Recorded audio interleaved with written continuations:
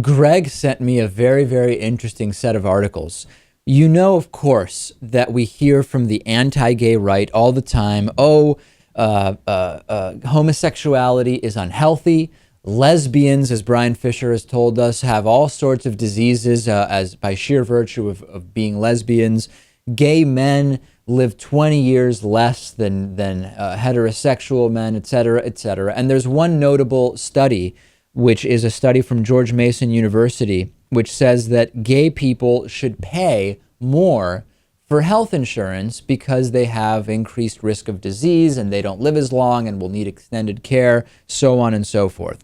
What hasn't been as widely discussed is that there's a study that shows that homophobes don't live as long. That's right, that those who harbor homophobic anti-gay beliefs actually don't live as long as those who do not. This is amazing. This is a study that was done, and I'll kind of give you the background of it. Individuals who oppose equality for the gay community and support discrimination have a life expectancy that is 2.5 years shorter than those with more tolerant views. And this is consistent across various demographics, including socioeconomic status, level of education, and self-rated health status.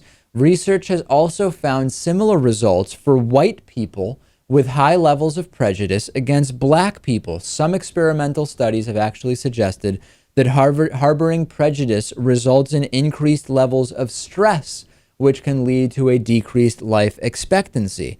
So, Lewis, we don't know for sure that it is anti-gay prejudice that is connected with a lower life expectancy for a couple of different reasons. The most notable reason being that anti-gay prejudice rarely exists in a vacuum. And as we know anecdotally from interviews we do on this show, Lewis, rarely will someone be anti-gay but not have any other prejudice beliefs towards other views. So it's hard to parse out exactly what it is, but certainly prejudice seems to be the big driver here.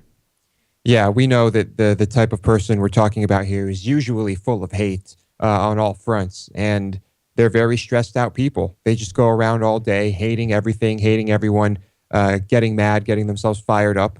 That's going to wreak havoc on your body. Now, for those who think this is only the very extremely anti-gay, that is not the case. If you, the questions that were asked were, if someone in your community suggested that a book in favor of homosexuality should be taken out of your public library, would you be in favor of removing that book or not? So these are people who may have casual anti-gay or otherwise prejudiced views. They're not necessarily the people who are out there like the Westboro Baptist Church holding God hates fag signs. The negative effect on life expectancy was seen there as well. So, Lewis, it seems that homophobia kills along with racism and all other forms of prejudice.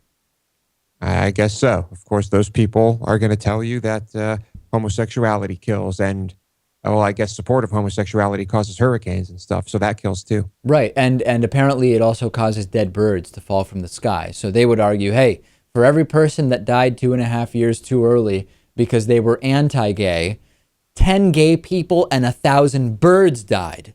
So it's a net gain or something, some kind of fuzzy math we would hear from them. Very interesting stuff. We will post the links to these studies in the description to the YouTube video for this segment. Let's take a break. We have a great interview coming up today. We have great voicemails. So much happening on today's program.